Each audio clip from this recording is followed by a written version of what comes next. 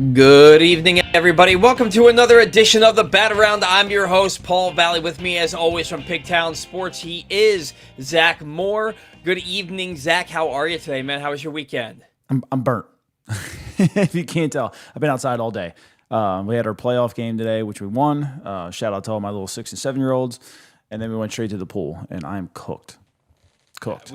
My baseball team got our first win of the year. We played 4 games.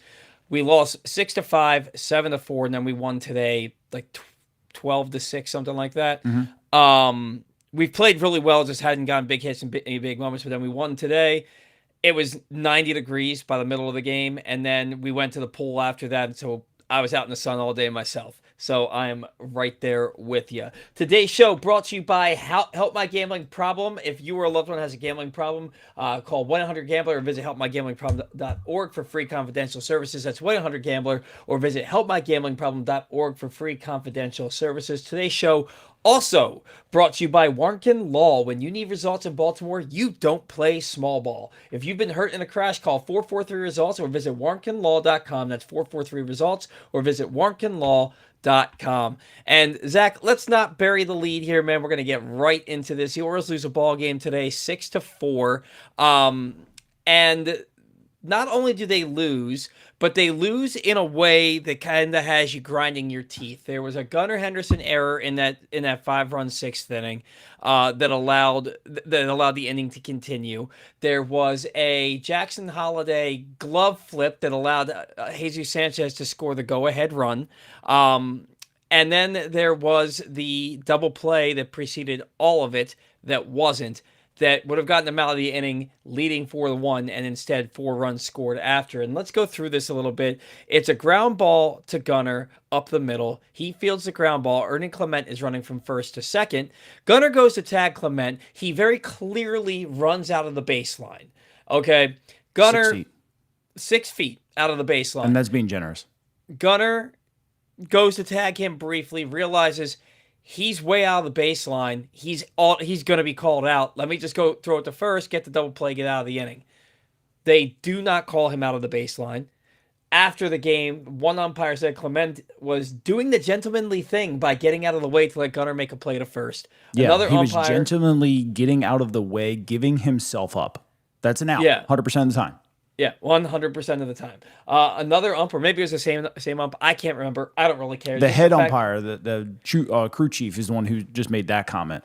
Yeah, the other ump said Clement established his own base path before Gunnar fielded the ball, which was clearly false because Gunnar fielded the ball running towards Clement. Clement saw that, ran away from Gunnar. When Gunnar started to go to tag him, he moved further out of the baseline. So Gunnar was like, well, I'm not even going to try because I don't want that run to score. I got to get this out of first base. And then they don't call him out. So here's something a lot of people are overthinking too, right? How tall is Gunnar Henderson? 6'3", 6'4"? 6'3", yeah, I think he's 6'4". The average wingspan for a 6'3", 6'4" guy, roughly about what, 7 feet, roughly? Something like that. So we're looking 3.5 foot per arm. Mm-hmm. The arm wasn't even fully extended, but we'll say the arm was at least 2 feet out, right? You only get 3 feet from your established baseline once the tag starts. So if the tag starts and his arm, we'll say and we're being generous here, 2.5 feet, and he went how far out wide of him? 3, 4, 5 feet probably, to the point where he had to dive back into second base and then army crawl another 4 feet because he was that far out. Mm-hmm. We're missing the point here. Regardless if he established some kind of base path or a nonchalant tag, he was 3 feet out of this established zone or whatever base path that they think they came up with. Mm-hmm. They blew the call. And the fact is they made a mockery of it after the game with these comments. Yeah. And nobody's going to, you can ask a rules committee or a head umpire or stuff like, you're not going to get an answer because these guys don't throw each other under the bus. But it was a blown call. The problem was the error before it. Gunnar Henderson extended the inning. You know, routine plays have killed this team sometimes. Jackson Holiday the night before can't go to his right very well. Misses a ball up the middle. Ernie Clement makes that same play twice, and we don't score runs. So it's the little things that are holding this team back. But Gunnar, could he have maybe fully extended the arm? Sure. Sure. But it goes into my title that I put on my show, on my show here tonight and the thumbnail. We need more out of Gunnar Henderson overall. And I think he started to play. Look, the beginning of the season was so bad that what he's doing right now is better. But it's not good enough. It's not good enough. Gunnar defensively right now is, I have it that he's holding this team back maybe. And do you think it's fair to say? Because he's not playing up to his potential. I think it's fair to say, because if Gunnar was going the way we know Gunnar is capable of going, just from an offensive standpoint, this team is they've become hard to beat every game anyway. They've been playing really good baseball for the last couple of weeks. And Gunnar's not going yet. Neither's really Pete. But when Gunnar is going at his best, who do you pitch to? And then you look at his defense, and when's the last time you saw Gunnar, aside from the line drive that Guerrero hit the other day that Gunnar dropped on the dive and threw him out at first base? When's the last time you saw Gunnar make a diving play and get up and make the throw over the Drops first it base? a lot. He goes to make the throw, and he's trying to transfer it so quickly he drops it. And I think I think the range is good. Like is he Bobby Witt good? No, but is he better than 75% of the league? I think so. Yeah. But like you're saying, every time, man, it's like he's a hair on fire all the time, and you know that we've watched him for years. But there's sometimes that like the elites, they make that play, they make it look smooth. Gunnar can make those plays. We've seen him do it. I don't know how many times. He did it all last year. He did it all last year. And it's just sometimes it's like it's almost like the game sped back up for him a little bit. Is that fair? I think so, because I was about to say he's got to find a way to slow himself down. Yeah. It's so funny you just said it's like the game sped back up, because in my mind I'm thinking he's got to find a way to slow himself down. Yeah. When he's trying to make those not routine plays. Right? Like, yeah, you've got to get to the ball quick. You've got to get it out quick. But there's got to be a mechanism and an inner timing thing going on with you that like, yeah, if I have this amount of time to throw the ball. It's not every backhanded play in the hole needs to be a transfer and throw immediately. Like, it's almost like he forgets he can throw 95 across the diamond. Yeah. Well, I 100% agree with you. I remember I was playing, and again, when I talk about me playing baseball, I'm just talking about playing the game of baseball and like the things that I've noticed just from all my years of playing. I'm not comparing myself to a major leaguer, but I notice when I start playing, because I play a lot of shortstop, and I notice that when I start making errors, it's because I'm moving my feet way too fast. I'm moving way too fast and trying to do too much too quickly and playing like with my hair's on fire instead of just letting the game come to me, getting myself set, and realizing you got to catch the ball before you can do anything.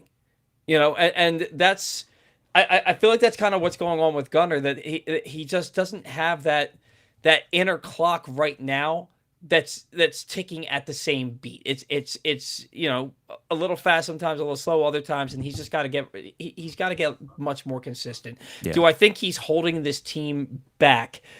I mean, what's the alternative? Is the question we should be asking. Yeah, I don't want to say, like, I don't want to make it sound negative, but it's like, is this he's got to be better.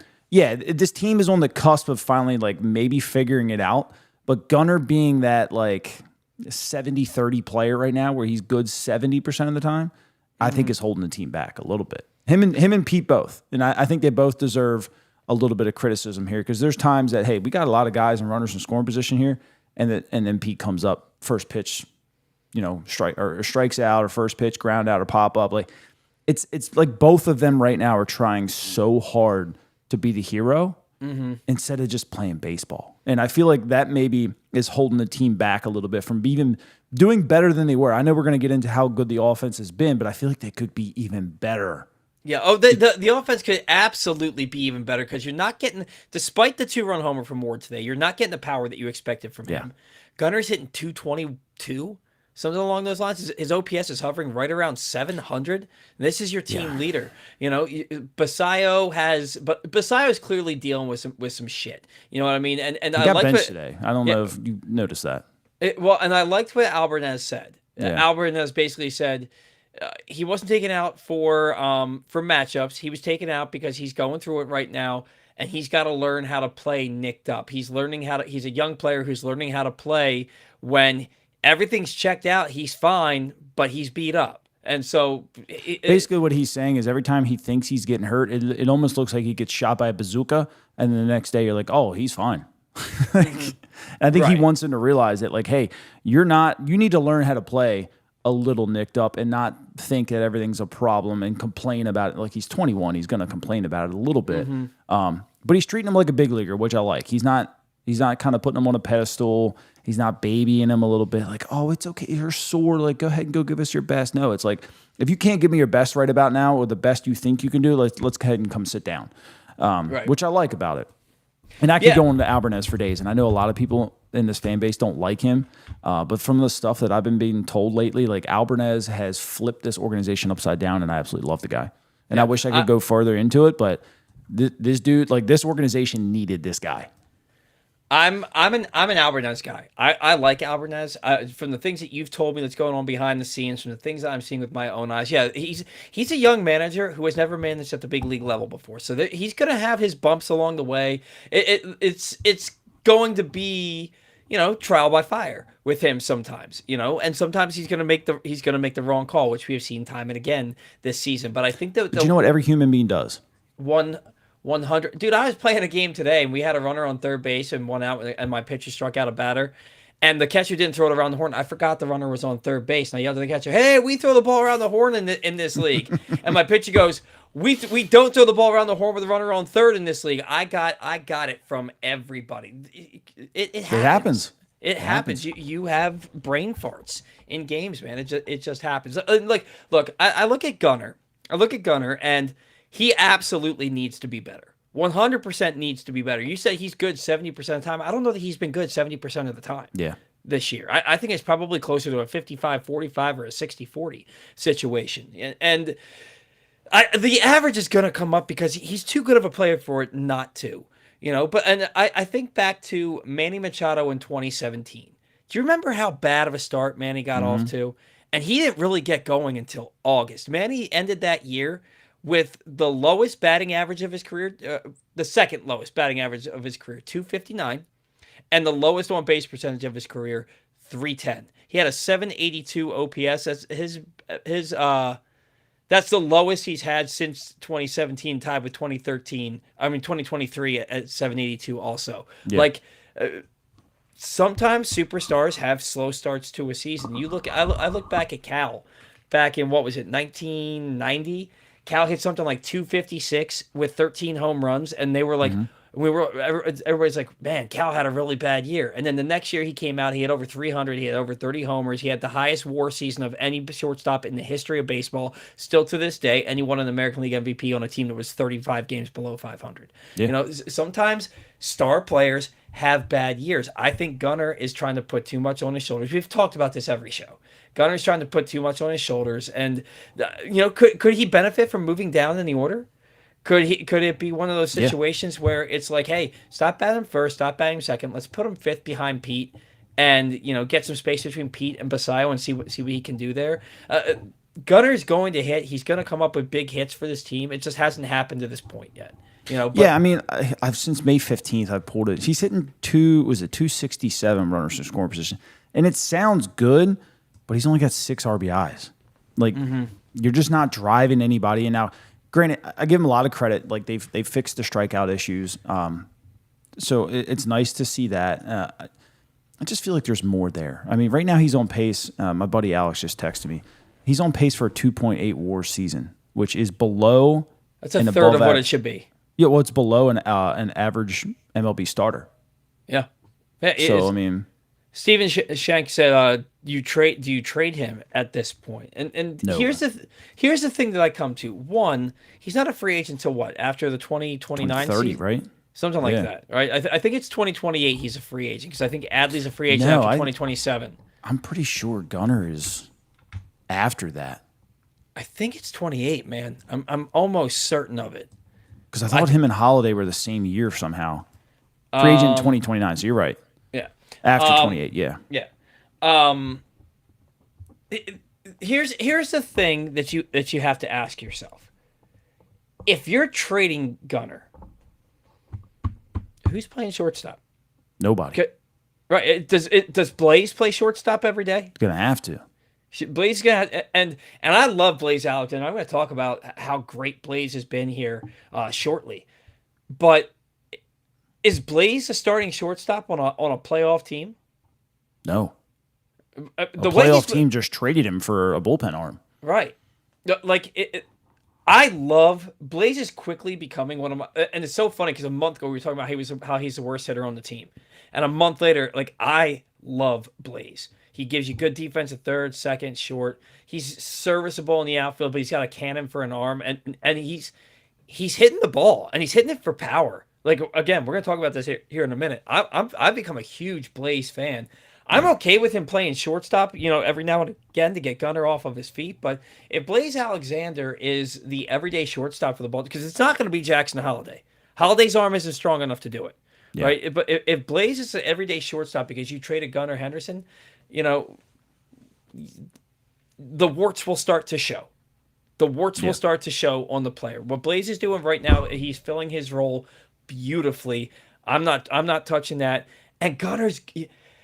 I said this to you a few weeks ago on the show. I said Gunnar is going to get going, and then you said to me, "What if he doesn't?" I mean, we're 2.5 months into this season. What if he doesn't? Yeah. Like.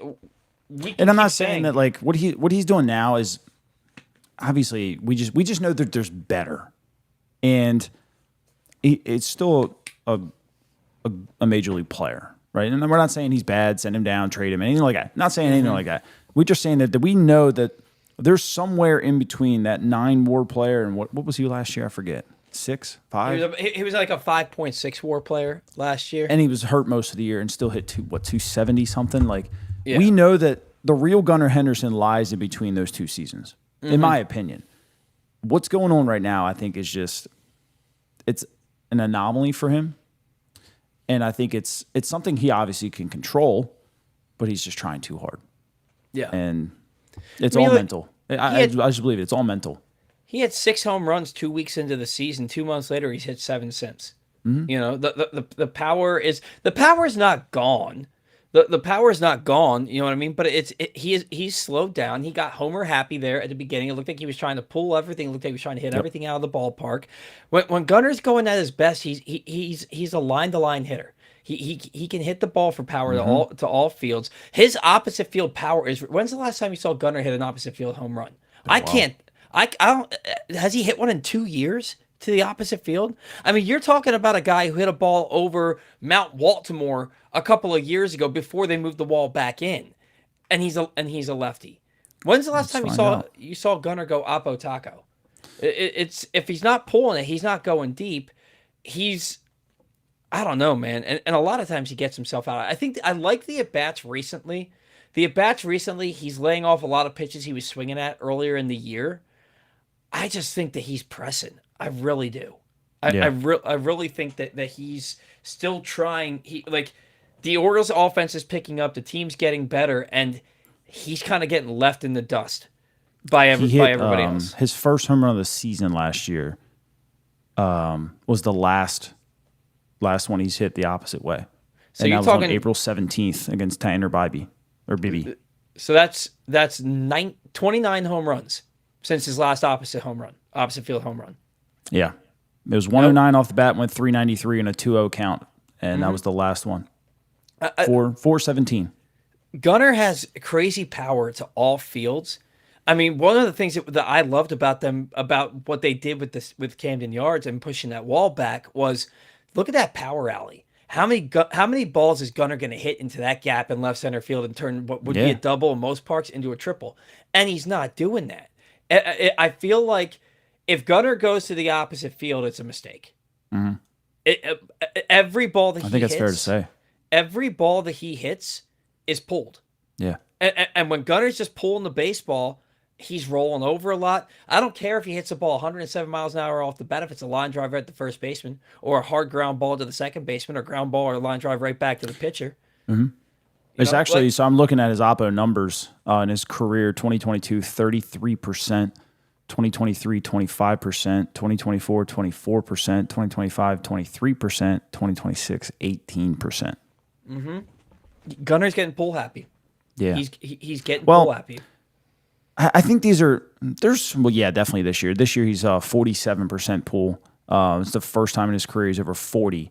But most of the time he sat about 37, 38% of the time in the middle of the field, which would be fine for me. I think Gunnar can hit the ball hard up the middle.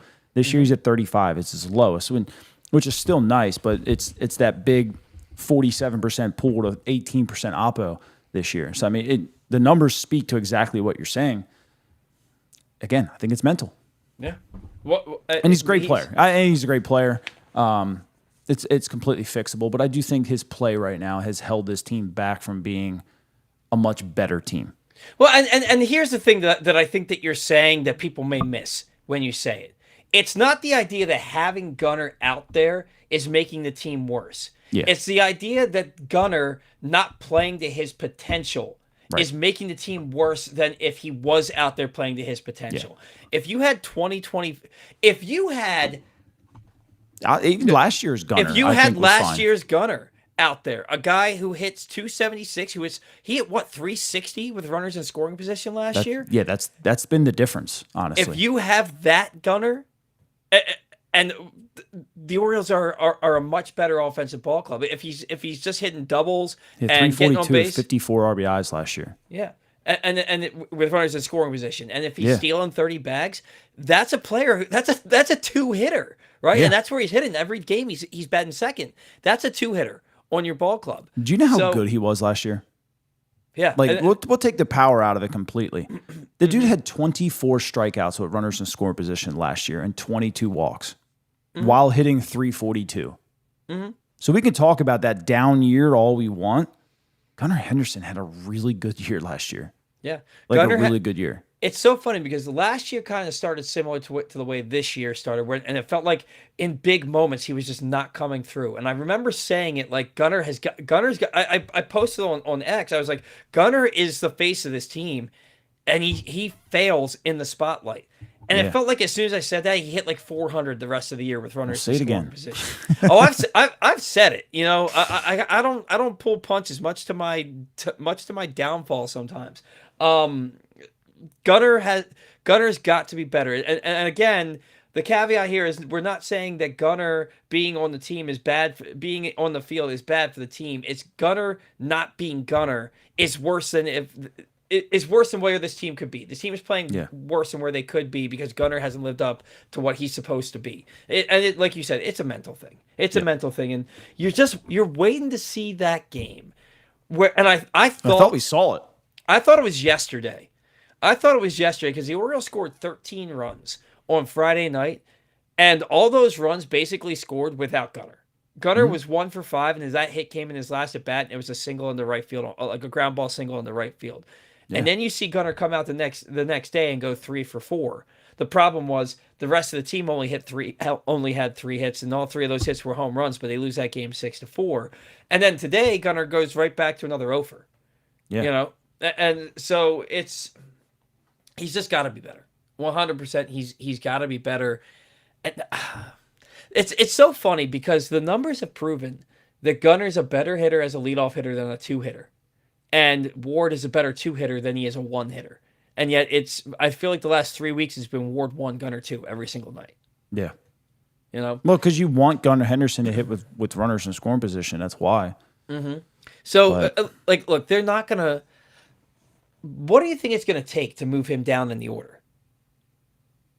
I don't know. I don't think they're ever going to. And again, I'm not saying he needs. I'm not saying he needs to hit 7th, but maybe hit him 5th or even 3rd once in a while, just to change it up a little bit. Get Adley batting 2nd. You know, Adley's got. I like Adley a lot in 2nd. Adley has got some crazy freaking numbers over his last 18 games. His on base numbers are otherworldly over his last 18 games. Again, we're going to get into that in a little bit here. Do want to ask you before I ask you, Today's show brought to you by Glenn Clark Radio. If you missed anything from Glenn Clark Radio this week, including conversations with Danny Coulombe, Creed Willems, Mike Bordick, and Baltimore native Alex Freeman, who will be playing for Team USA in the World Cup, you can find them in the Glenn Clark Radio Week in Review feature at PressBoxOnline.com. And as always, watch or listen to GCR every Monday through Thursday at 11 a.m. at PressBoxOnline.com/radio or right here at PressBox's Facebook and YouTube pages. Look, when I think that we agreed that we'd like to see the Orioles win 4 of 6 on this road trip, but we'd be good with 3-3. They went 3-3. They easily could have went 4 or 5. Yeah, they could have gone 4-2 or 5-1. But they went 3-3 on this road trip. But they started 3-1. Yeah. Does losing the last 2 leave that bitter taste in your mouth, even though the ultimate result was what we said we'd be okay with? A little bit, because I felt like today was a winnable game that they didn't, that after that whole like error and then the umpire show, they didn't stop the bleeding. And then they came right out and had the next 2 guys on and didn't capitalize. Like you shot yourself in the foot. And that's why I didn't want to harp on the umpire stuff too much. It was one play, but they had an opportunity to get out of there with one run. Right. They could have gotten right back into it. Right back in it. And they didn't. And that's their fault. And I scored put it on 4 Twitter. runs, and all of it came in one inning. You got to do better than that. That's what they do all the time. Yeah, that's what they do all the time, man. And it's from me, Baz was pretty pissed, or Boz, I'm sorry. He was pretty pissed, and you could have called a mound visit. I mean, what's his face? Albie was already out there. Just walk out there and calm everybody down. Let it kind of blow over for a little bit. I mean, these are adults. Like they would have gotten over it fairly fast. You could have faked a bee sting for all I care. You could have did something to just kind of give guys time to just let it go. I don't think Baz controlled him. I don't want to say controlled. Handled himself perfectly because he could have got right back out of it in the next batter and didn't. It's the little things like that. And we've seen it a lot this year where like when one bad things happen, they don't come right back the next pitch and do something really well with it. It's usually something kind of snowballs into somewhat of a big inning, sometimes a 3-run home run. Those are the little things that I'd like to kind of put the blame on them for. And I think they would probably agree with me if they listened. There's times that they get a little ahead of themselves and they don't stop the bleeding. But yeah, I think that one kind of puts a little sting or bad taste in my mouth. It's a winnable ball game, man. Yeah. And then last night too, it's just these things happen. The game in Boston with Bassett got hurt. It's an unfortunate thing. But again, it was 3-1 after that home run, or was it 4-1? I can't remember. It was 3-1. And then it got out of control. It's just, and those games happen because the Orioles do it to other teams too. But they got to find a way to just find a happier medium. And I think that's the key to the game. I think that's the key to the team is like today, that play it's blown. It's a blown call by the umpire. They're never gonna. I mean, it's rare that an umpire says, "You know what? I blew that." I think the only time we've seen it is when that umpire blew Galarraga's perfect game 16 years ago. Yeah, like otherwise, it needs to be a reviewable play. Everything else is. It does need to be reviewable, and but you're also never going to get those umpires to acknowledge that they made a mistake, right? You don't have to. Somebody else acknowledge it for you, right?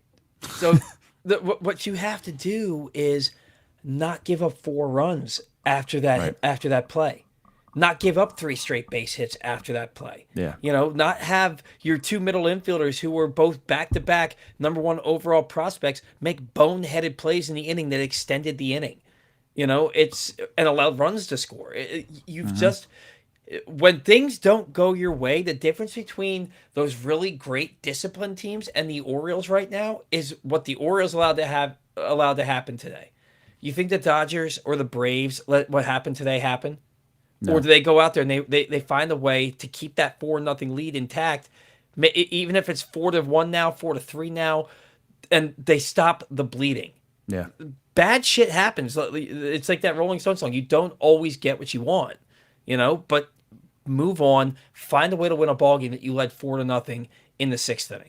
Yeah. Win that. But I mean, that's twice now in the last week plus against the Blue Jays, where you had a 4 or 5 run lead later in the second half of the ball game and did not win.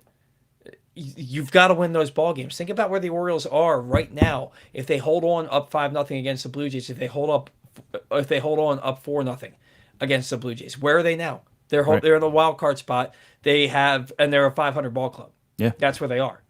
The problem is you keep playing catch up all year. The goal shouldn't be 500 at this point. It should be 5 games over, 10 games over. Like, set your goal a little higher. Like 500 to me is just getting out of the dweller. You know, I don't care. Go make a run. The talent is there. Mm-hmm. Talent's there. We've seen it. We've seen it. Yeah, it's there. It's just got to be put together. And then yesterday, I had a feeling that yesterday was going to go the way that it did, because I was watching Bradis pitch in the first inning, and he gave up a lot of hard contact minutes to get a double play to get out of that inning. Then I watched him come out in the second inning and gave up a lot of hard contact. He gave up 3 base hits in that inning, only allowed 1 run. And I was watching the game with my wife. I didn't say it to her. I said it in my mind. I was like, he's going to get rocked in the 3rd inning. And then I had to go do. I had to go do something when I came back. Oh, I had to go get a shower to get ready for the restaurant. I come downstairs and it's now 4-1 or 3-1 or whatever the score was. Yeah, I think there was a play that potentially maybe should have been. No, it was a challenge. They didn't challenge it. Would have got out of the inning, and the next pitch was a 3-run home run. Mm-hmm. Like this team doesn't challenge it. It drives me nuts. Yeah, all day today. There were pitches that were balls that were called strikes and they didn't challenge it. But also Jackson doesn't make that play up the middle yesterday. Right. Holiday doesn't make that play, and if he makes that play, it wasn't like a routine play, but it's a play that I feel like a good, not like an average, like a good second baseman makes. And look, you're number 1 man. Like, go be that guy and go figure out how to knock that ball down. Right. He did. At least Ernie got cut by what, 2 teams? Is Ernie a good second baseman, or is he just an above-average major league player that's hitting really well? Mm-hmm. Right. I'd say maybe he's probably close to good. I don't think he's. And when I say good, I'm talking like, I'm not saying like Bobby Witt good. I'm saying like, a guy who's like maybe a step below that A tier. Right? I'd say Ernie Clement's right there, high B tier. How many A tier second basemen are there in the league? Not many. Right. Probably not many. Right. So maybe Ernie Clement is an A tier. I don't know. But he gets to that ball and it's the difference in the game. Mm-hmm. But you don't look at Ernie Clement as a guy that you would say is an A tier. But he plays like it. Mm-hmm. At least against the Orioles. That's what you want Holiday to be. Right. And the fact that we're saying that about a guy who was the first overall pick in the draft and was number 1 overall prospect kind of sucks. If I'm being. But he's still the 10th youngest player in the league. Yeah, there's still plenty of time. Yeah, there's plenty of time. His at-bats have been a lot better this year. Yeah. He's hitting the ball a lot harder this year. His OPS is way up compared to his first year and a half. So I'm not really worried about Holiday, but it's just you have opportunities to win ball games that good teams take advantage of, and that great teams take advantage of. The Orioles are a good team. I think that we can agree that the Orioles are a good team. We've seen enough of their play the last couple of weeks to say, you know what, this is a team that when they go out there, they can legitimately win every night. But are they going to make the plays that they need to make to win every night? And we saw in this Blue Jay series the last 2 days, they haven't been able to do it. Yeah. And that's what's the most frustrating about them, is because like we've been saying all year, the talent is there. When they weren't producing, it's like, well, they're going to start producing at some point. Now they're producing, and they're still making like the little mistakes that don't show up in a scorebook. Yeah. Those little mistakes that come back to bite you. Today's show brought to you by the latest edition of Press Box, which is available now, but it is the final days to pick up the most recent issue. On the cover, Bill Ordine looks at how Preakness will be different moving forward. And actually, let me... there might be something about the other one. Sorry about that. I only copied one part of it. There might be something about the next one that's coming up. I gotta talk about this. So Randall put a comment up, says, I don't like Alvarez one bit. This team needs a coach who knows how to win and win a World Series. Alvarez's not that guy one bit. Another Elias screw up. Albanese, Albanese walked upstairs in the warehouse and took over this franchise. I don't think a lot of people know that. Him and Donnie Ecker walked up in there and changed everything. Flip the table over, if you will. Mm-hmm. They're doing things their way the last 2 weeks. And it showed on the field, I feel like. This team's played a lot better. Since they've kind of taken over, and not to mention, they've also taken over completely the minor league player development. Like, Matt Blood is no longer overseeing that. It's Donnie Ecker and Craig Albanese. Since they've taken over, Donnie Ecker now spends more time with the hitters. This is what he does. He's now doing this, right? They're the 5th best offense since May 15th. And I know you wanted to talk about this too. They've scored the 5th most runs. So I'm not going to say that Albanese is not the guy. Because how many guys, we've had 2, would walk upstairs and say, this shit ain't working. We're doing it my way. Mm-hmm. Let's be honest with ourselves. He did that. And I respect him for it. I don't think he's a one-and-done manager. I think he's going to be here for a long time. And I think they're giving him the keys to the castle because they think he's that good. Well, and the fact that he had the confidence to do something like that, yeah. and you can tell because when's the last time Weston Wilson played? And then they just DFA'd him. Yeah. How often does Tyler O'Neill get in the lineup anymore? Not often. You're not seeing, it's a lefty on the mound. Tyler O'Neill on his 2 for 39 against left-handed pitching, he's going to play today. You're not seeing that. Yeah. And I think that it's palpable. You can feel it. You can feel the changing of the tide in the last 2 weeks. And, you and I talked about this off the air about a week or so ago about how, Albanese and Ecker are kind of running the organization from top to bottom with as far as the player development and things on the field are concerned. We talked about that. I didn't know that he went up there and essentially was like, this isn't cutting it. We're doing it my way. That's news to me, which is, I think it also makes me respect the guy a lot more. The thing that I was looking at with Albanese, where I don't blame him at all, look, he's made mistakes, but that happens. Managers make mistakes. He's a rookie. Even the best managers make mistakes every now and again, right? Buck left Zach Britton in the bullpen in a 16-inning game up in Toronto or 14-inning game, whatever it was, in the playoffs, and they lost, right? For Ubaldo Jimenez. You could have brought in Keegan Aiken in that game if he was alive back then and pitching, and I wouldn't have cared. But Ubaldo Jimenez? Yeah, right. Like, some of the best managers we've ever seen still make those mistakes. But from everything that we saw and heard and everything that we know about the coaching staff, it didn't seem like this was Albanese's baby. It seemed like somebody else was telling him what to do. And now, I have been actively thinking to myself, these lineups look more Albanese-ish, more like Albie has taken over, and you just put.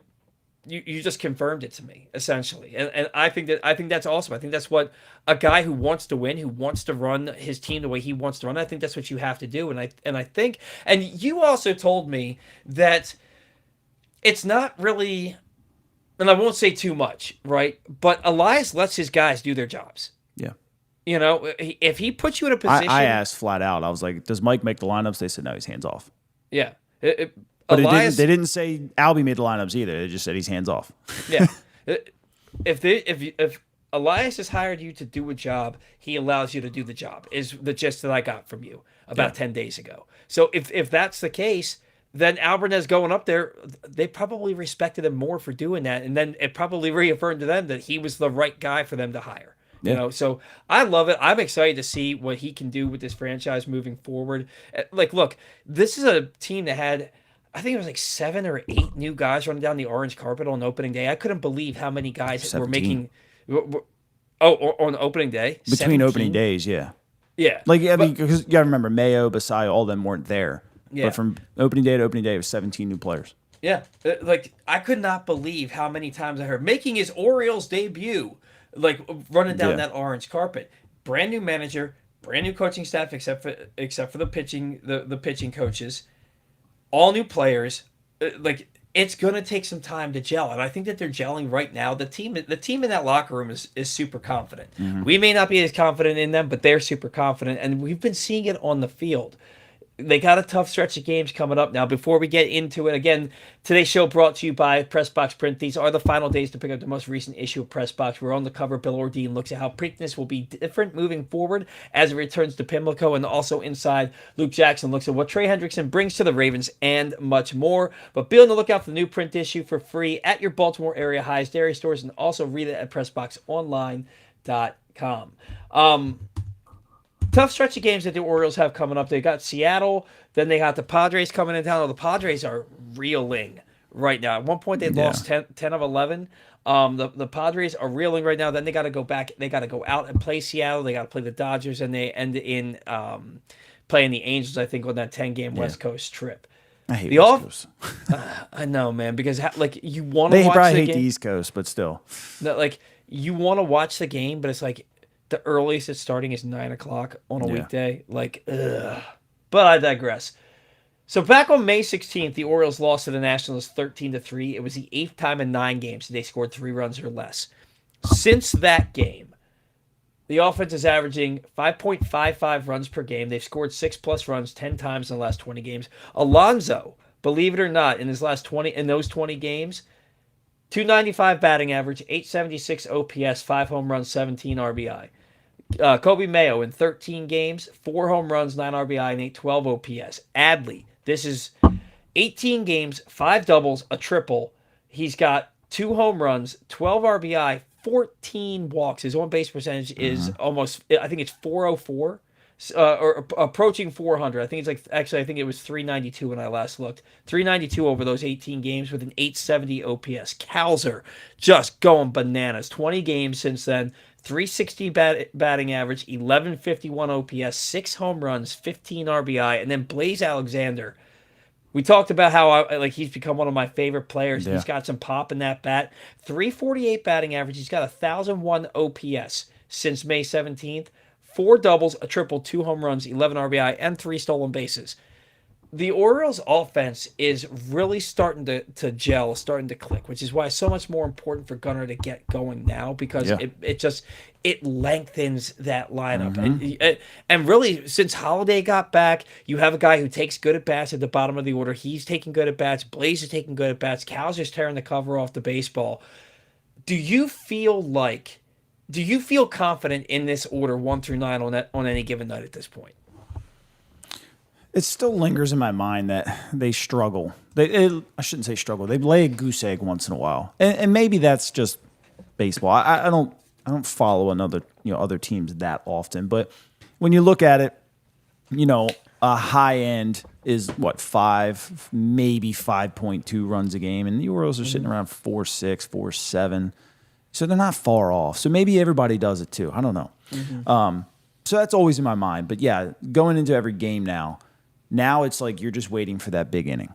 And sometimes it's a great thing, right? You pile it on in one inning. But I would like to see them get a little bit more like push a run across here, push a run across there, hit a 2-run home run here, push another run across here. Like put pressure on every single inning, kind of say. And I think plenty of us, maybe it's a little bit of PTSD. We've seen this team kind of score in bunches and then not for like a couple good innings and then really make it interesting instead of stepping on the throat.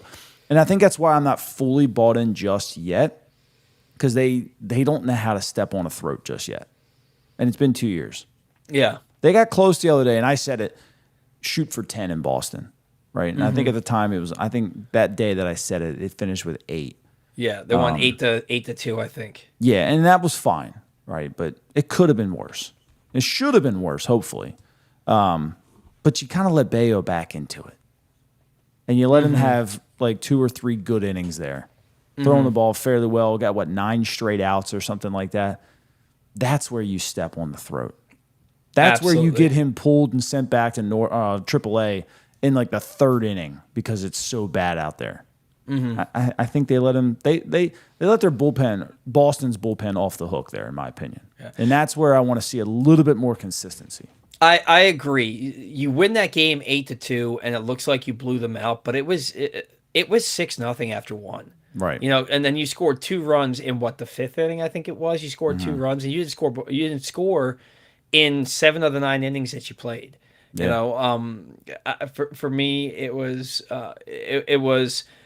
I agree with you. They needed to step on the throat of the Red Sox that day, and they kind of let them. They didn't let them back in the game so much as they just They just left their bullpen off the hook. Yeah, you could have annihilated that bullpen. You let them off the hook is the best way to put it. That game, the Orioles should have scored probably 15 runs in that game. They had the opportunity to do it, and they just. The other thing about this offense that drives me up a freaking wall is how often they get 2 guys on with nobody out and don't score. Right. It happened today in the 7th inning. You had the opportunity to completely demoralize the Blue Jays, to steal momentum right back from them. You get the first 2 guys on in the 7th inning, and you don't even advance them to 2nd and 3rd. Yep. You don't even advance them an extra 90 feet. That, for me, is like, guys, do something. And how often how many times recently have we seen Gunnar and Ward get on to start the game, and then the next thing you know, Adley grounds into a double play and Alonso strikes out. Yep. Or Adley flies out to right, Alonso strikes out, and then Basayo grounds out to second base. It's when you get if you get the first 2 guys on with this lineup, the first 2 guys on to start the game, you better score a freaking run. How are you not with who you have in the middle of your order? Right. So there's just like these little things that still aren't coming together. But like, there's not really a weak spot in this lineup unless you're facing a left-handed pitcher. Unless O'Neill's playing, essentially, right? Because Blaze has been tearing the cover off the ball since the beginning of May. Cowser, that dude doesn't hit cheapies, man. It's either I posted on X today. It's either a majestic Ruthian clout or it is a piss missile that gets out in half a second. Yeah. Like, and there's no in between. There's no wall scrapers. I feel like Mayo's the same way. Yeah, and Mayo is swinging a good bat right now. Here's my question: Dylan Beaver's about to go back out on the rehab assignment because they said that he's been hitting in the batting cages. So with a strained oblique, if he's hitting in the batting cages, that means he's not far off from seeing live pitching and going out on an assignment. Should be this week, I think. I would imagine. When he's ready to go, one, is there any chance it's not Tyler O'Neill being DFA'd? Or they try to get something for him? Anything? Let me ask you a wilder question. Is there room on this roster for Dylan Beavers to come back? Yeah. You think so? Yeah. With how Cowser's playing, how Leody Taveras is playing? I think that you have to believe... Like, obviously, Tyler O'Neill is easily cuttable, but is he?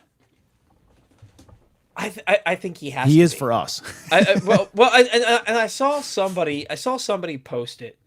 I saw somebody post it earlier today that it may have been Zach Bollinger, but I could be wrong. Or that Z Farm guy.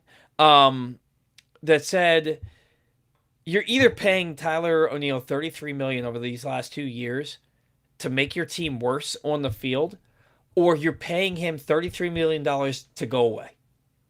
To go away. And like, by not playing him, your team is better at this point.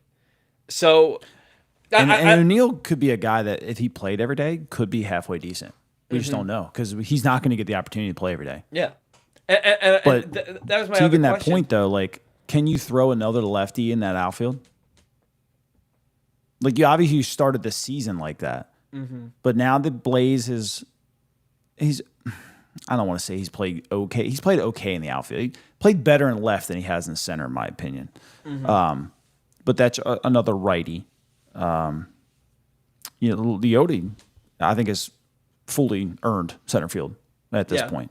Cowser has played outstanding. And I don't think they're going to cut O'Neill yet.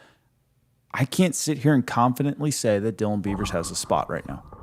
So then, do they do with Beavers what they did with Holiday and what they did with Kjerstad until they just optioned Kjerstad back to the minors? Is it he's got... You don't want that to happen, but I mean, like, realistically speaking here, like, I think we all want O'Neill to go away, but we all know he's likely not.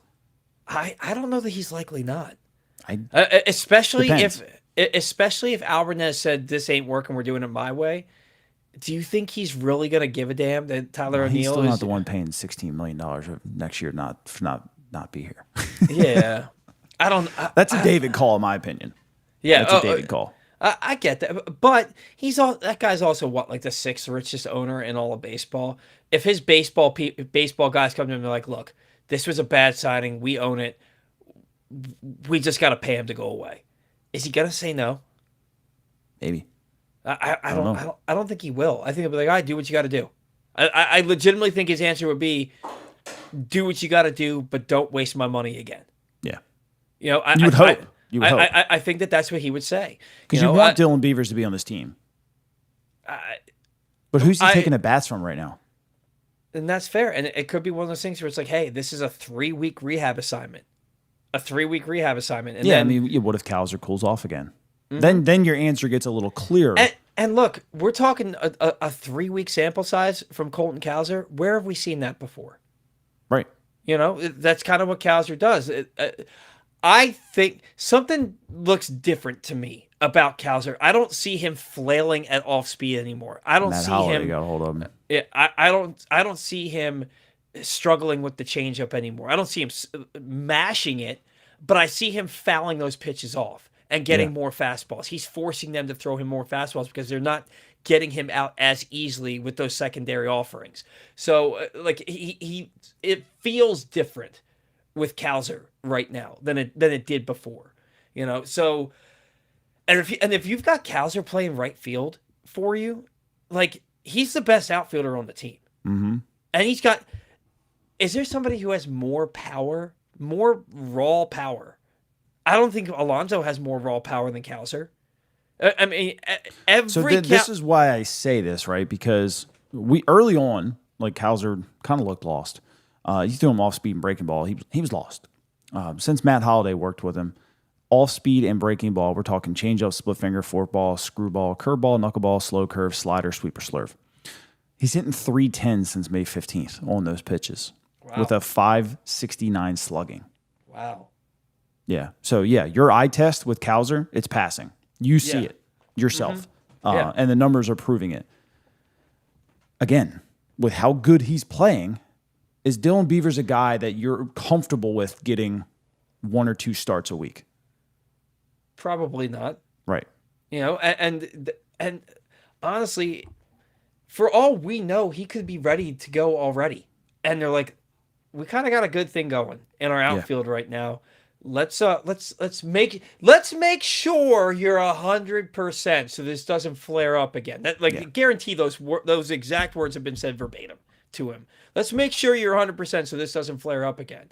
And then he has a 3-week rehab assignment. Yeah. You know, and then if Tavares is still playing well, if Kowser is still tearing the cover off the ball, and look, I don't need Kowser to hit.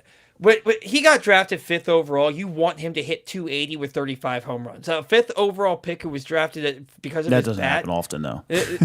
You want him, but if he hits 245 with 20 to 30 home runs and plays the best outfield defense that your team has, are you really upset with that? I'm not.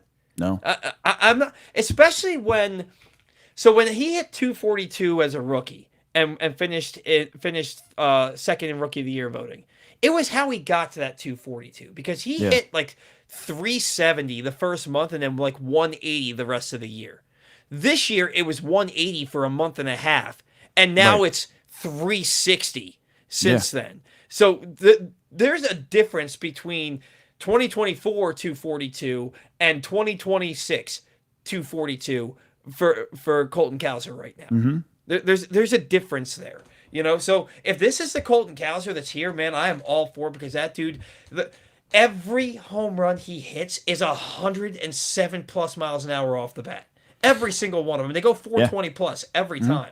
His last 20 games, dude, he has the 8th highest K percentage on the team in the last 20 games.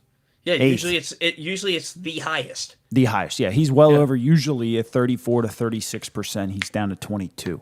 Mm-hmm. And you said that he's been working with Matt Holliday? Matt Holliday came in after the Yankees series to work with him. But he worked out with him all offseason. Him and Jackson, and actually Beavers. They worked out together for a little bit out in Oklahoma.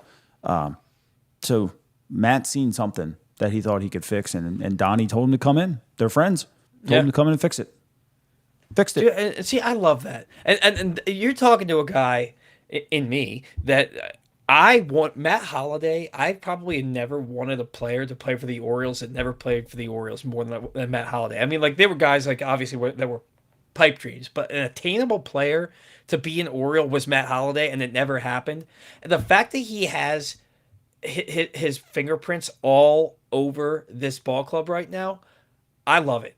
I absolutely love it. You know, and like, And it sucks. I see people asking, like, why didn't they hire him as a coach? But, like, there's, I mean, his kid's on the team. Like, it does make a big deal. Well, but I back think in the day with, like, Cal Senior and Cal Junior, it was a little different. In today's game, I don't think that'll ever fly. But I think you're also the one who reminded me that, like, he became a hitting coach for the Cardinals or something like that, and lasted a month because he missed his family too much, and like spent his entire big league career away from them 7 months out of the year, 8 months really, because they were in the playoffs every year. Like, he has to want to do it. Well, I think, like, you think too, like, Jackson's playing, right? So he wants to see Jackson. He does have a third child. Ethan was also playing. He did now break his foot. He's out for the rest of the year. So maybe he hangs out. Yeah. Oh, that sucks. He was having a great year. So maybe he hangs out, you know, with the Orioles a little bit more. But when Ethan's ready next year, like, he's going to want to go watch him too. He's a hell of a ball player. You know, it's different. And you can tell Matt's not a scumbag that, like, just doesn't care. Like, he's not doing this for himself. Like, he's all about his kids. Well, and the thing is, like, so you got to pay Matt Holliday, you know, $500,000 to $1 million to be a hitting coach, or he's like, my son's on the team. Yeah, I'll come talk to Kowser for 20 minutes and remind him who he is. Like, I don't hate it, and not that it's not my money, and nobody gives a crap about having to pay him if they had to pay him, but, like, you don't need him to be a coach on this team. Like what he's doing is fine, and it's paying off. Kowser looks like it's just an extra set of eyes, honestly. And sometimes that's all you need. Yeah, dude, Kowser just looks like he looks like a different player to me. It's like you said, you can see it on the field. I could see it before. It's like, this person actually made a mistake of throwing him a fastball when he can't hit a changeup. Now it's like, no matter what they throw him, he's getting a bat on it. Still struggles mightily against lefties. He looked pretty foolish after going 3-0. Yeah, he went up 3-0 yesterday against a lefty, and then ended up striking out on a pitch that was, like, nowhere close to the strike zone.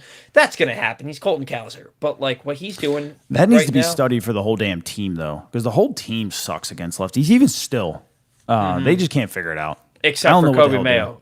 Kobe Mayo is Kobe's 6 for 12 with 2 home runs.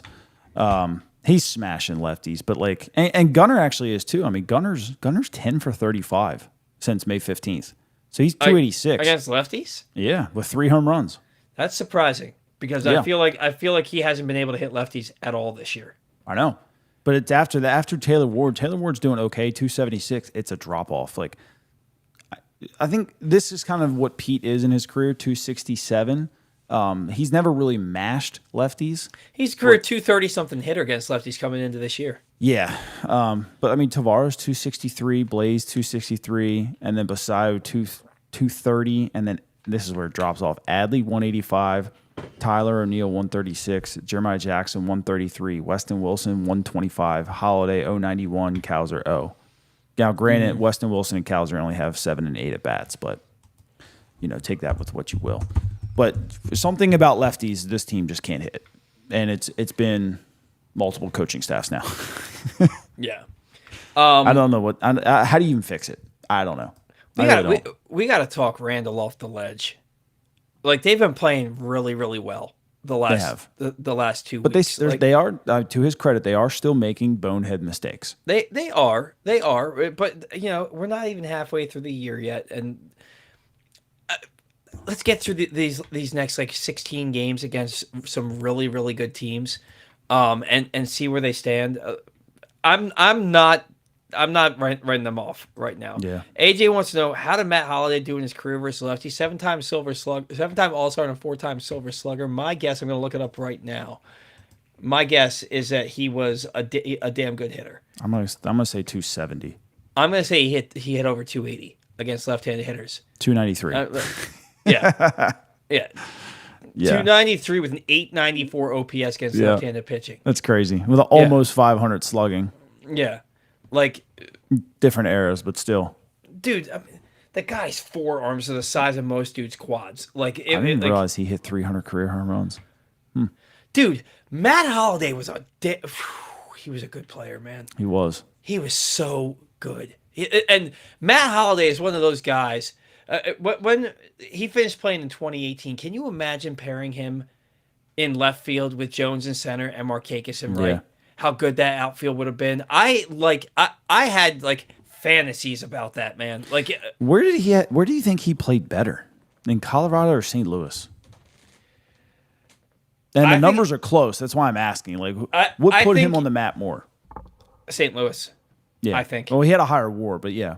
I like people. I think he got his start in Colorado, and people remember him in Colorado. But like, Yeah. he was next to Pujols and Molina, like the heart and soul of that lineup. It was like He's a 293 career hitter for the Cardinals with 156 home runs and 616 RBIs. dude, he was an absolute dude. Yeah. Like you want to talk about a guy who's he's just country strong, just tears the cover off the baseball. He plays good defense. I loved Matt Holliday, and like oh my God, man. I just wanted the Orioles to sign him so badly. So then when we drafted his son, I was like, all right, we got a Holiday. I'm cool. Yeah. I think that's part of the reason why I want, aside from the fact that he's an Oriole and it was the first overall pick, I want Jackson Holiday to succeed so badly because of how much I love Matt Holiday. Yeah. You know? He's a nice kid, too. Yeah, he is. He is. Today's show brought to you by County Sports Zone. High school sports season has come to an end, but a reminder that all summer long, you can find the latest news about coaching changes and previews for football season by visiting countysports.zone. Countysports.zone is proudly sponsored by your local Toyota dealer and buyatoyota.com. Few more minutes to go here on the show. I promised my wife I'd be off early. She wants to watch Your Friends and Neighbors with me tonight. My neighbors? Yeah. Have you seen this show, Your Friends and Neighbors with John Hamm? Haven't. Dude, it's so good. Everything on Apple TV is like the best programming out there. If you have if you don't have Apple TV, whatever you do have, get rid of that and get Apple TV. And like, they're not paying me to say that. It's awesome. But so the Orioles, we feel like they're probably going to need another starting pitcher, right? Probably going to need another starting pitcher. You feel like that they probably need to add another arm or two to the bullpen. Hopefully Housley comes back soon, and then you kind of get Rico back in the 8th inning, and Kittredge back in the 7th, and Nunez back in the 5th or 6th inning when you need him earlier in a ball game to kind of get guys back where they should be.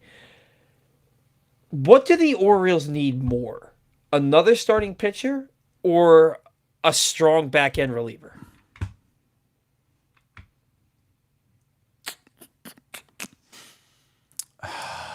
See, I'm different than everybody else. I like bullpen. Because, like, I feel like even the starters they have, they can get you through 5, I feel like. With this offense, they should be able to have more than 4 runs scored by the 5th inning, in my opinion. They should. But how often do they struggle to score early? Right. The other game against Boston, notwithstanding. Yeah. Obviously, a starter helps you big time. But do you want Jacob Webb coming out of the bullpen again? No. In a tight ball game in the playoffs. Like, I'm not saying like him in general. I'm just saying like a Jacob Webb type who had a good season for you, but you always knew like he wasn't hot. Yeah. I think they need both. I don't think you can prioritize one over the other. Kramer's not a guy that puts you over the top in your rotation. Kramer will help stabilize things, especially if Bassett's back is worse than we've been hearing. Because apparently, like, there's a good chance he's going to start tomorrow, from what I've heard. But like, we're talking about a game changing acquisition here, AJ. Not just here's our number 5 starters back. Well, actually, for this team, our number 7 starters back. It's we're looking for a game-changing player. Joe Ryan is having a great year. He's got a low 3s ERA for a bad Twins team. Sandy Alcantara is having a solid. What's Sandy's numbers right now? I thought they were pretty rough. They were last year, but I think he got off to a good start this year. Yeah, 4.33. Yeah. But I think that's gotten better. Skubel's going to be on the trade block. What are you willing to give up to bring in Tarek Skubel? Because you're going to have to give up something. I don't think we have what it takes, to be completely honest with you. You don't think so? No. But because I think that what they would ask you for, you wouldn't be willing to give up. They're going to ask for potentially 3 top 100 players. Mm-hmm. I'm not giving that up. Yeah. No, we don't have it. Well, I guess technically they do now because Duarte, I don't even know how to say the hell his last name, Josh or Duarza or something like that. The lefty they just drafted. Yeah. I can't say that last name. I'm going to have to figure that out soon because he's going to be here shortly. But nobody told me that. I'm just saying in general he's pretty good. But the Dodgers have it. The Yankees have it. There's teams that have it. The Orioles don't. And you would have to give up from your major league roster for it to help. And I don't think they can afford it. I think their market would be Alcantara or Joe Ryan if something happened like that. And somebody asked me earlier, and I thought it was close. Not perfect, but I mean, Joe Ryan's a rental. And it was Joey. A lot of people know him. JF Catcher on Twitter. Orioles would get Joe Ryan. Twins receive Ike Irish, Creed Willems, and Nestor Herman. I'd do that. I don't know 100% if the Twins. I think you probably have to tweak that a little bit. Are you getting rid of Ike Irish after you just traded Caden Bodine? They like Ethan Anderson a lot. Yeah. Well, Ike Irish isn't even a catcher anymore. Yeah. He's full-time first base outfield. He was your first-round pick, your actual first-round pick. And they traded Bodine. They traded away Slater DeBrun. Are you really trading each of your first 3 or 4 picks? If I get Joe Ryan out of it, what do I care? But if he's got a mutual option for next year, are you trading away those guys to get a half season of Joe Ryan? If 2 months? This is where I'm saying this is where you probably have to tweak it. If I know that I'm signing him, yeah, I don't care. Yeah, I don't care at all. If you're signing him, absolutely. Yeah. Now, I look at Sandy Alcantara, and he's given up 3 earned runs or less in 1, 2, 3, he got pooped 4, on the other 5, day. 6, 7, 8, 9 of his 13 starts. In all of the other starts, in the other four starts, 7 earned runs in 6 innings, 7 earned runs in 4 1/3 innings, 6 earned runs in 6 innings, 8 earned runs in 5 2/3 innings. So he's either going out there and giving you a quality start, or he's getting his tits ripped off. Right. Like it's one or the other for him. I don't know how much I want him, because that's my target. Honestly, is still Jose Soriano. He's got a 2.96 right now. He's 7-4 with a 1.24 WHIP. But he's under team control for a good while, right? Don't care. Give up whatever you got to do because because it helps this year and next year and the year after that. That's why I don't care. Give them a package that includes Tyler O'Neill and whatever other players you just named, and give me Mike Trout too. No, I'd give up maybe Luis De Leon for it. I'd give up some hefty pitching for it because he's proven. And to me right now, he's a number 2 with a number 1 upside on a bad baseball team. Are you willing to make a move to get Freddie Peralta from the Mets? No. And you don't think you think that's going to cost what it would cost to get Skubal essentially? Yeah. Somebody asked. I saw this, and this is just kind of like a fun little thing that I think that I'm thinking of. If you could have think about this team, and because you could easily just say Eddie Murray or Cal Ripken, and it's like, okay, think about what this team needs. If there was one Orioles player that you could bring to this team in their prime from any team in the past, who would it be? One? I don't know. That's a tough call. My answer would probably shock you. I'm thinking my answer might shock you. Okay. Melvin Mora. That's a good one. Melvin Moore is a good one. You're talking about a dude who still holds the franchise record with a 340 batting average, a guy who had 27 homers, 27 plus home runs, I think 3 times, drove in over 100 3 times, a 2 or 3 time All-Star. Played multiple positions. Yeah, Melvin Moore is a good Mashed one. lefties. Melvin Moore, and he played a good third base, man. Very good third base, yeah. You put Melvin Moore at third base, Or left field. I don't care. I really like that. Really like Top that. of the lineup guy, maybe 1 or 2 hole. Mine was Nick Markakis. I love Nick. Nick Markakis is one of my all-time favorite Orioles. I don't need Zach Britton's a good one. Yeah. Moose. I tell you what, you're talking prime though. This was a tough one. Zach Britton was so good, but Jim Johnson was freaking good too in his prime. Jim Johnson in his prime, though, everybody talks about he had. Somebody said people forget that Jim Johnson saved 50 games in back-to-back seasons, and Adam Jones was talking about it. I quote tweeted it, and I ended up deleting it because I didn't want to be negative. But the Orioles missed the playoffs in 2013 by like 4 games. Jim Johnson had 50 saves, but he blew 9 saves. Yeah, I do remember that. He blew 9 saves, and if he blows 4, they make the playoffs. Yeah. So like Zach Britton, 2016 Zach Britton, and basically 2014 to 2018 Zach Britton was unhittable. He was he was so nasty. But for me, I feel like this. Yeah, I would love for them give 97 Randy Myers. You know what I mean? Yeah. God, I loved Randy Myers, but he was only here for like a year or two. But you give me Nick Markakis playing right field every single day, Gold Glove defense, the stellar arm, and he hits in your 2-hole. He's like an actual 2-hole hitter. He can get runners over. He sprays the ball all over the field, and I'm talking like 2008 Nick Markakis that led the American League in WAR and hit 23 homers and drove in 112. That Nick Markakis. And he just made everything look so effortless. Oh my God, beautiful. man! You needed a base hit.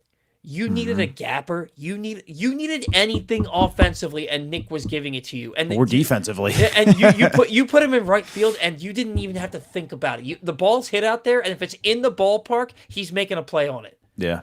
God, I love Nick Markakis, man. He deserved to play. He deserved so much more from this franchise. He deserved to play on some damn good teams, and they just never did it for him until it was the end of his tenure here. Yeah. He got 2 playoff appearances with this team. He got 1 playoff appearance with this team because he had a broken thumb in 2012.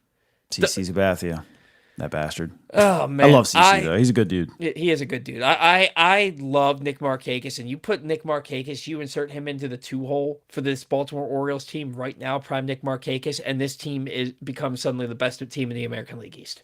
Like offensively, anyway, and he makes your pitchers better because he's so freaking good defensively. Love Nick Markakis. Like you could say Frank Robinson. There's a lot of guys you could honestly say. There's a lot of guys. You know what I mean? But for what this team needs, now everybody needs a guy that's going to hit 300 with 49 home runs. Everybody needs that. You know what I mean? But anyway, you got anything else for tonight's show, my friend?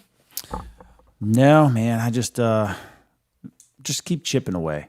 That's all I want out of the Orioles. Just keep chipping away, making little adjustments. It'll click, and it's already. I feel like it's clicked a little bit. Yeah. But there's still some adjustments that they can get better on, and this is why the season's 162 games because you should try to get better every single week. So I'm happy to the direction that they've gone since May 15th. Just keep it rolling, and just find a way to stop the bleeding on some bigger issues. But prime Luis Matos, man, he had a good half season here in like 2005. Luis Matos is what Jorge Mateo was. Yeah, Jorge Mateo for April of 2023. Jorge Mateo's hitting like 290 with like an 800 OPS in Atlanta. I know he don't play a whole lot. It's in like 46 at bats, but even still. Yes, give me Jose Soriano though. Yeah. That's my guy. He's 24 years old, and he's a free agent in 29. So you got him for what, another 2 years? So we'll say 2.5 years. What would you give up for that? For 2.5 years of a number 2. 2.5 years of a number 2 on this ball club with the team that you have right now. Because some of Do you these guys think ain't they going have to to be pay here. an extra tax because of Grayson Rodriguez too? Because we fleeced the living crap out of them. Oh man. I mean, we've been fleecing the Angels for years, though. I mean, I feel like the whole league has, honestly. Well, I mean, like, where did Kyle Bradish come from? Yeah. You know, For Dylan Bundy, for all people. right. We gave him Gary Matthews Jr. too, didn't we? Or I was think that was a free agent signing, I think. he wasn't any good for the Angels, though. Yeah. He was good in Texas. There was something else. Today's show brought to you by Leading Edge Auto Body. Your car is more than just a ride; it is an investment. Leading Edge Auto Body in Mount Washington, customer satisfaction comes first. Their team holds the highest honors in the industry, including ASE Master, iCar Platinum, and specialized aluminum certifications. And they make it easy with free towing, pickup, and delivery. So find out more at leadingedautobody.com. What would I give up for 2.5 years of Soriano? I'd have no problem giving them Kobe Mayo, along with Trey Gibson and DeLeon. Like, that'd be a little lot, I think. You're giving away 2 top on. I mean, I guess you probably have to, right? But you probably have to, and think about. Like, would you trade him Beavers? Yeah, and again, I'm doing it because the next 2.5 years, you've got Basayo, Gunnar, Holiday, Kowser, Rutschman, all of those guys together. You got to make a run. With Bradish, Baz, and now Soriano at the top of your rotation. Like, you could win. You have a chance to win a World Series in those 2.5 years. You have a chance at least. You have a legitimate chance to win a World Series. So if you're telling me that I have to give up those guys to get a World Series, hell yeah, I'm doing I know that. Paul's going to do it. hell yeah, I'm doing that. Yeah. Like not a doubt on my mind. I'll worry about 4 years from now, you know, and I'll probably still be on this show bitching about something, you know. I mean, you make a good point, man. Like he's established at 24 years old. He's established, and he's high velocity. He's got control over multiple pitches. I mean, he pitches fairly decent into ball games, I think. I mean, even just his last 5 is 7 2/3, 5 1/3, 6 2/3, 5, 4 2/3. He only had one stinker in the last 5, and they gave up 6 and 5 1/3. He still got it was deep against in the Dodgers, though. But I mean, game. against Toronto, he went 7 2/3, giving up 1 run with 7 Ks. I mean, like, the Mariners said that they're not trading from their top 5 starting rotation pieces. They've said a lot of things over the years and did whatever the hell they wanted afterwards, anyway. Jordan Westberg, Brandon Young. Brandon Young's pitching really well, though. You know, like, and he's at the big league level. I would trade Brandon Young for Soriano. I mean, I think you'd have to if that's what they asked you for.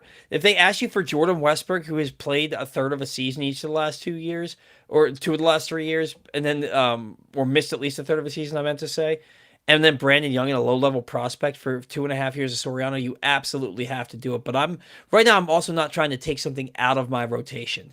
And on that note, Chris Bassett, when Kramer comes back, is he going to the bullpen? Maybe. I mean, he's got good experience there just from pitching out of the bullpen in the playoffs last year, especially if he's older now. Now that he's 37 and he's having the back issues, like shorter stints where he can just kind of let it eat and just be Chris Bassett for a short period of time. I don't hate it. So here's my Jose Soriano pitch to you. His stats against the AL East in his career on the road. This is where I really like to get dirty. On the road in the AL East. He's got 8 starts. You want to take a wild guess at his ERA? 2.13. 2.86. He's given up 11 earned, 1 home run, 33 Ks in 34 innings with a 230 average against, with a 283 FIP and a 341 xFIP. On the road in the AL East. Manny doesn't know what a FIP is. Did you What? see that? Did you see Manny Machado going off about what are these analytics? What's FIP? What's weighted on base percentage? Did you see that stuff? Yeah, I made a long post about it and I deleted it. Manny, you're full of crap because we went over that stuff in 2010. Yeah. You're full of crap, bud. I saw that post. You deleted it. Yeah, yeah. You're full of crap, Um, bud. It's a cop out. Maybe a little angry with him, and I'm a big Manny fan. Maybe a little angry with him. Um, you're blaming the wrong things for your struggles. He said 165. He is. 165. And listen, the rest of your team is hitting okay. They're hitting okay. I mean, they're not the best offense in the world, but let's not go in here and blame analytics when San Diego's been using analytics for a while. Everybody has Blame the team not having a way, because this is a whole brand new coaching staff there too. They don't know how to translate it to the players. Don't blame the analytic. Yeah. I thought it was a cop out. I think analytics have their place in baseball. I think sometimes there's too much of a leniency on them, but if you use them correctly and it helps you get the most out of your players, I'm all for them. AJ, what would you give the Giants for Logan Webb? My left nut. I would give my left nut. Same trade I would do for Jose Soriano. I love. You got a guy who's proven. Yeah, I absolutely love Logan. He's not having a great year, but I mean, he got off to a really bad start. Yeah. I think he gave up like 7 runs on opening day against the Yankees on Netflix. Let me. Charm City Entertainment sent me a picture on MLB The Show trading for Jose Soriano for Mayo, Gibson, and De Leon, and the Angels said this offer was too good to pass up. Feel free to send more like it. What was it? What was the trade again? For Jose Soriano for Kobe Mayo, Trey Gibson, and Luis De Leon. Yeah. That's why we love video games. 100, especially when you can force trades. Yeah. So, all right, guys, that's going to do it for us here on the Bat Around. Go like and subscribe to Zach's show and to my show on Pressbox. Thank you for tuning in every week. We certainly appreciate it. Thank you to all of our sponsors. Without you, we don't have a show. Thank you to all of our loyal listeners and viewers. Without you, we 100% do not have a show. You keep tuning in. We'll keep doing